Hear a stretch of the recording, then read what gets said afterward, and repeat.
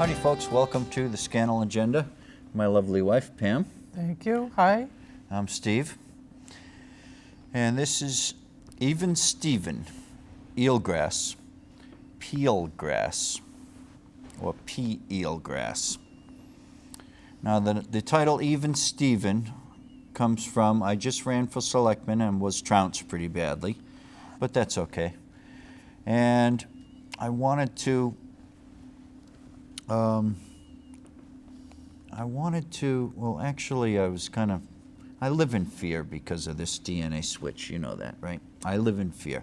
And I just wanted to get my name out there, so to speak, and be noticed, you know, so that I don't just fade away and get snuffed out by these basically rich people and the police, etc. And when I say police, I don't mean the police down the street. I mean the political police.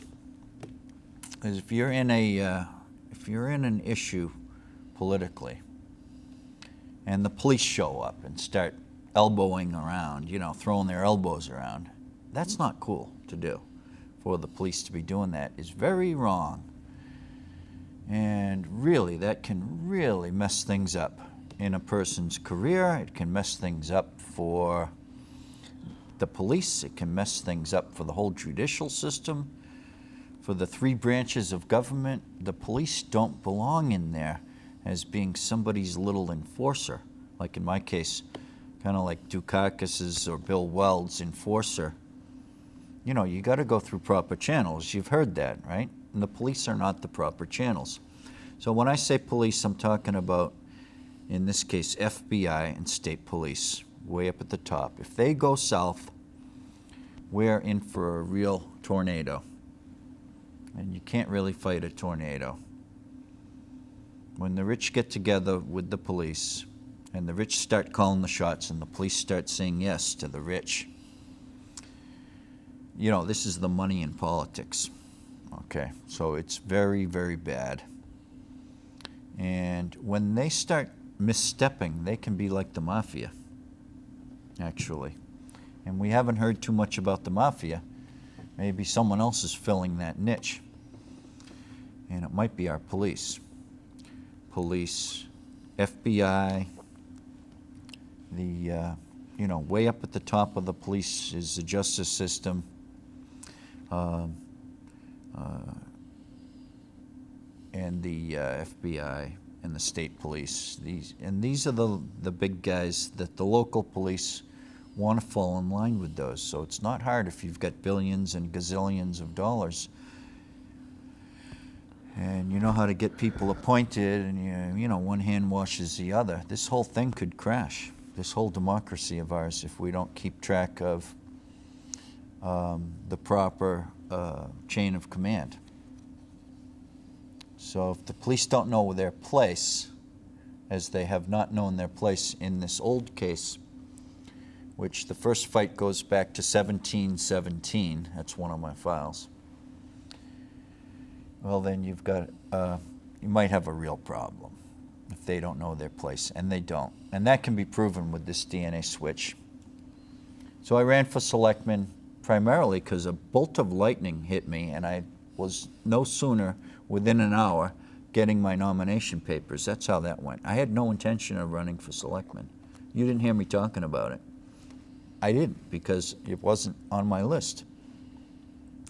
But I got the jolt and the bolt of lightning, and it came on me that you better start putting yourself out there. You're just going to get whacked. Because this DNA switch is not going away if I have anything to do with it. So, Even Steven refers to, well, there was a couple of people that referred to me as the spoiler. No more than 2 or 3 people that openly referred to me as the spoiler. Obviously, that might be what people think. In an election where partisan politics is heavy, I didn't think it was in local politics, but it can be nowadays, much more so. But let's say I stole, if the voting is correct, which I don't put a lot of stock in voting machines, or people, but that's why I designed the clean vote system. That's on one of the earlier shows, 5 or 6. And So we really need a voting system that can't be questioned, can't even be questioned. And if you've got the paper ballot that checks the machine count, and then the machine count checks the paper ballot, and everything goes in clear boxes, and it's out in the open, and it can't be tampered with, because the paper ballot, if it's in a clear box on camera or with guards around it, it can't be tampered with. And then you've got a counter that can count, and is not programmed for each election, but counts numerically based on a system of, let's say, 500 votes, and then delineations between the 500, and it just gives a count on that. So it's not one of these computerized counters. It's more of a numerical machine count. That's so important. If you've done any reading on these balloting systems, you have to say, you know, you can't trust these systems that we're using. If you've done any reading about it, and I think the best reading that I've done on it has been on, let's see, the black box voting, there's stuff in there, and also Rolling Stone magazine happens to be where I've done a lot of reading on this issue. And it's expose type articles on the voting systems. But anyway, I think my politics is basically, on this particular election, let's say, I think I would say, but I'm not objective, I would say that I stole votes from the right and the left evenly, because number one, the green sewage thing, that might take left-wing voters who are very, very strong environmentalists. And, you know, if you're a really strong environmentalist and you have someone to vote for who's been an activist and environmentalist all his life, you might check that box. Mm-hmm. You know, you might not go for the guy who's, you know, the most stable, most wonderful guy with all the experience. Okay, and the Station 2 thing, you remember that about the new fire station for $6.75 million? Well, that's going to be built. Oh, okay, it did pass. Unless Donald Trump comes down to Harwich and says, I'll do it for free, or something crazy happened. That's definitely getting built, because it got voted. Town meeting voted for it resoundingly, and then the ballot override, it's called a 2.5 override, that got voted too, so that's happening. So I voted against it on both occasions. So that might appear to be indicative of something that a right-wing voter, let's say a real Republican who doesn't like to waste money and hates the Davis-Bacon Act, that might appeal to some of those people.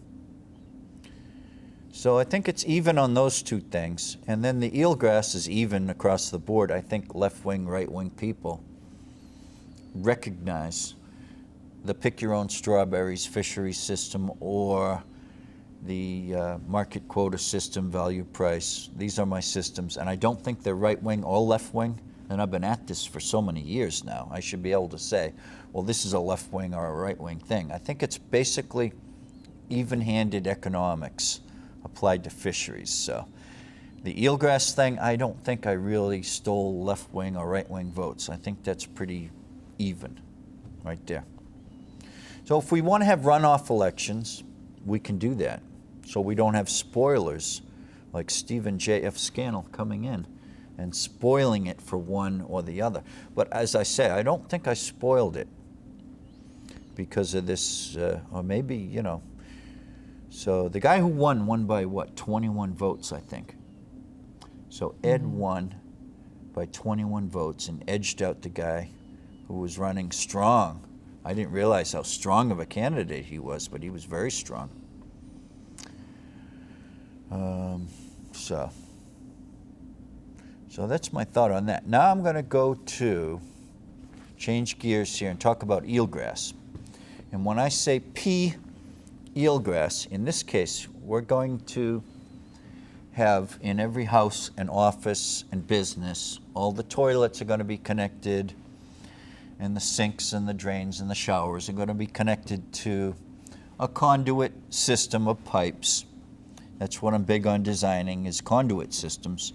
So if you picture, and I've showed this, 7 pipes in a bundle as a conduit, then you're able to separate out the waste products, number 1 and number 2. They call those diversion toilets. But I'm not going to start getting into toilets. I don't think I am. Maybe I am. But that has not been my area. But in Japan, it's pretty big, in case we don't know that. In Japan, they've gone crazy about these high-tech toilets, you know. So number 1, I call it gray pee, or gray water and pee, or urine. And that would be the pea eelgrass. That's where the pea in the eelgrass comes in the title of the show. Because we'll use this gray pea to grow sod on land, not eelgrass in the water. We'll use this bioproduct that we have. It's a fertilizer. Our urine is a fertilizer.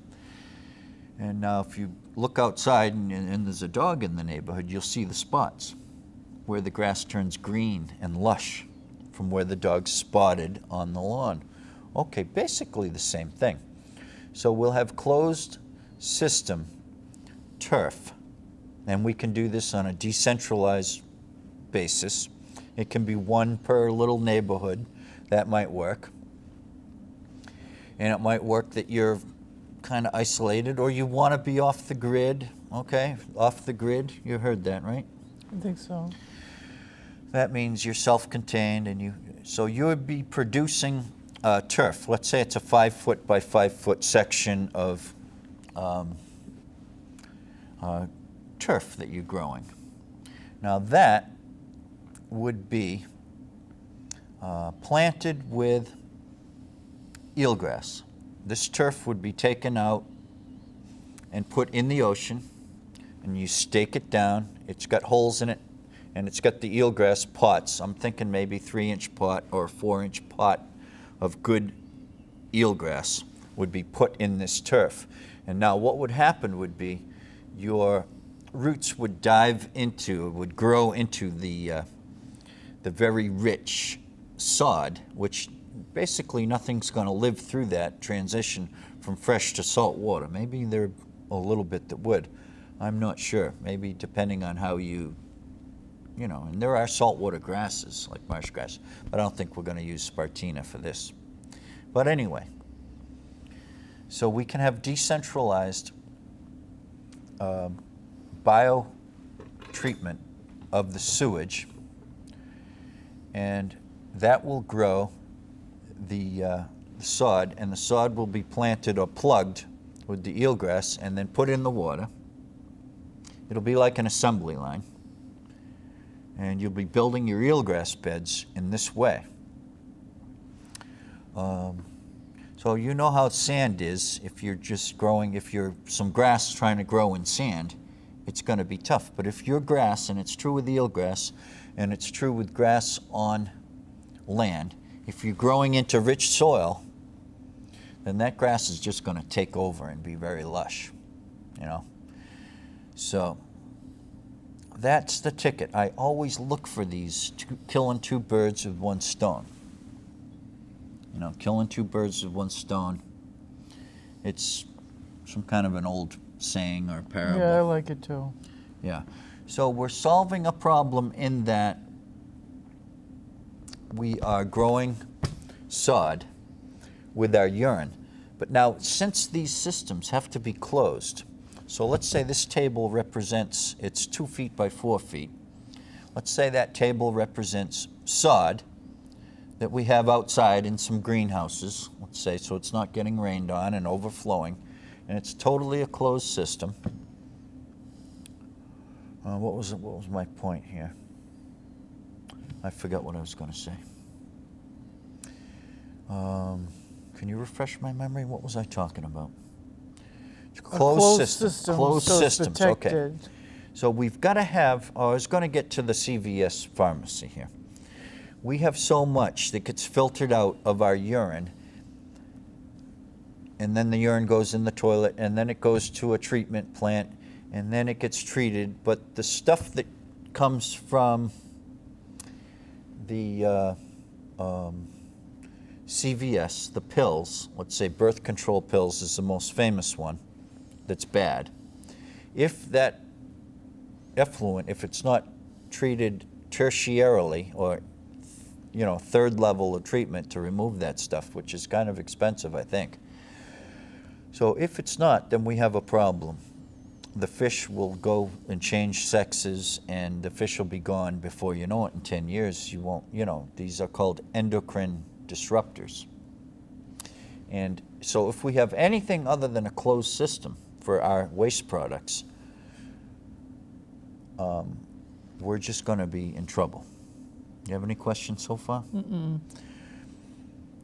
Okay, now this can all be done on a very decentralized basis. It can be done per home or office, and so you can almost go off the grid. You can go 80% off the grid by doing this. And then you keep your normal septic system until such time as you come online with further appliances, which would be subsidized, I'm sure.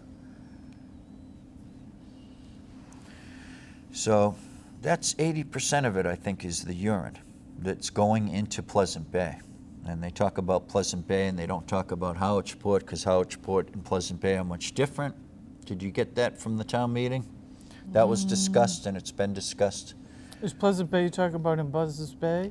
Pleasant Bay is over there in East Howard. Oh, East Howard. Right. Muddy Creek, Round Cove, that whole area. Mm-hmm. That's Howard's area. We drive by on 28 once in a while. So, I mean, if you're doing pretty well, you're getting 80% of your waste products that are interrupted before they go into the ground and make their way to Cold Brook or Pleasant Bay. These are the areas that are getting over-nutrified. And also, our little tiny harbors are getting over-nutrified too. But I didn't get into any of this really with this election, because I only had one debate that was televised. The other debate put on by the Democratic Party was excellent. I wish it was televised, but it wasn't. And that was a very good debate with all three of us doing very well. And Tom Sherry came in second. I came in last, way last, and then Ed McManus came in first, so he's a selectman.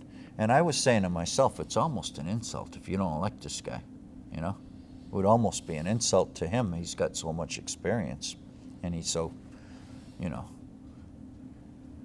he's a steady hand at the wheel. Even though if you don't like his policies, that's another thing, but you know damn well he's very steady, and he's done all this stuff before, and he's very knowledgeable, and he knows the ropes. Mm-hmm. So I'm trying to make the case that I didn't spoil it, but maybe I did. I don't know. If I'm right about this, then I didn't. But maybe I'm not right about this. This has been an issue in America for a long time. All this election processes. So if we plant the eelgrass using our urine as the rain fertilizer, and that goes into the ocean, now, are you going to object to that going in the ocean? Maybe not. I think normal people wouldn't object, because it's very little to grow one batch of sod.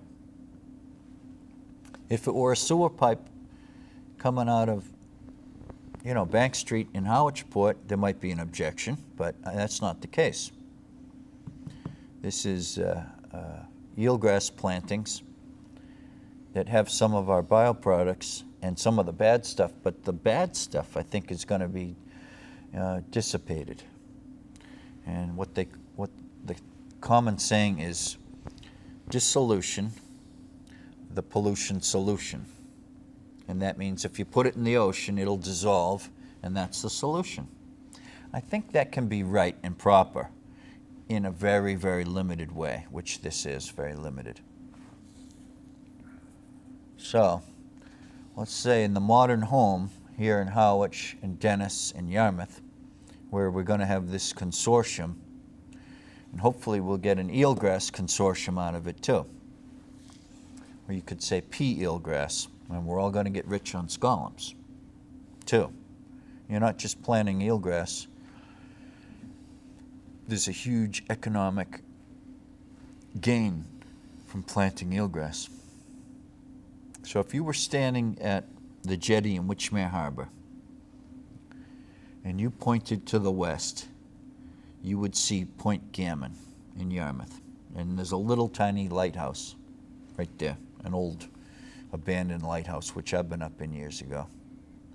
But that's a lot of acreage. You got Dogfish Bar in Yarmouth, and then you got Parker's River, and you got Bass River, and these would all have little sections of eelgrass planted. Let's see, you've got Parker's River, Bass River,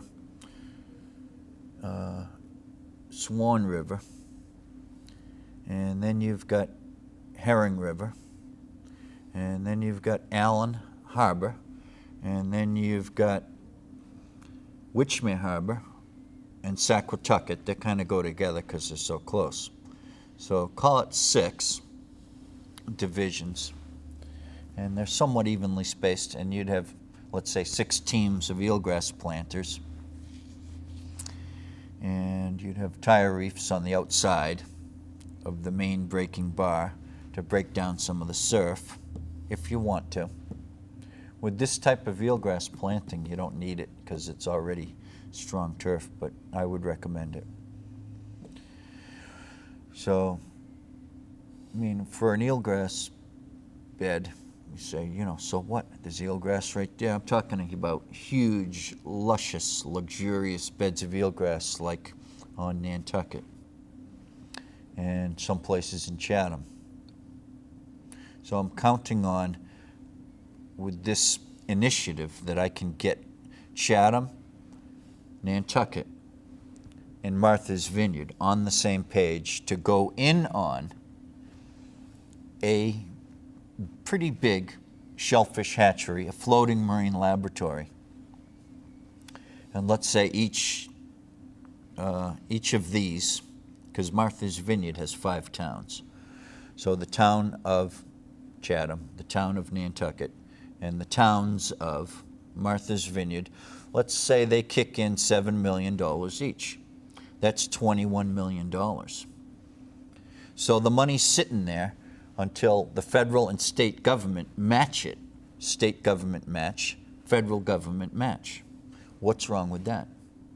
Since we're going to rebuild the bay scallop fishery, we need to have the machinery to do this. And economically speaking, the money is there. The money is big with these bay scallops here. These are the bay scallops. So I think it's sensible to plan and do this, and I'm just gonna ignore my total wretched defeat as a candidate for selectman. I'm just gonna pretend like I gotta get this done, okay? Like I'm big chief of the eelgrass beds, and I'm on a warpath to get this done. I think these initiatives should be going forward, and the old ways of the old sewer systems, we could do that, but not so much on that. They're kind of old-fashioned, and they don't make use of our bioproducts at all. They don't use them for fertilizer. It's kind of, to me, it's archaic. So the appliances in the home or in the office, as I was mentioning, they separate. So there's no black water as we know it. The black water is different now. It's got its filters. It's got its filters so that you're filtering out your toilet paper and your sludge, fecal matter, etc. And these get filtered out with sand filtration, and a centrifuge, and then they get dried, and then they get mixed with the dry organics from your lawn or from a packaging plant that you make up the dry organics. So your filtered black water may be evaporated out quite a bit too, and you might have a vent up on the top of your roof. So you're no longer putting, let's say, the poop, or number 2, into the pipe. That's not going into the pipe, that's going to the dry, and the dry comes out of your home in some way or another. And there are many ways to do this, so this is not a slam dunk that I know how to do this. And then you've got drainage water. That's 4. So you've got 4 conduits. The dry can be, it can be used, how many minutes do we I have? didn't see what he Okay. said. The dry can be used to compress it and make pellets out of it too. And that's another way you can get it through a pipe. But you can also put a delivery vehicle, an electric powered little vehicle, through a conduit. So this one guy was helping me about 2 years ago. He was saying, forget the pneumatics in these pipes, just use the electric vehicles. So I'm on the fence about that. I don't know which way to go on that one. There's some choices here. Now, in a conduit, okay, you've got hydrogen, that's number 5. You've got compressed air, that's number 6. You've got broadband, possibly that's number 7. Number 8 is oxygen-rich compressed air. That might work with your sewage systems, self-contained. And then you've got a 9th pipe, that could be a toss-up. Well, you have any questions, hon? It's a lot of complexity there.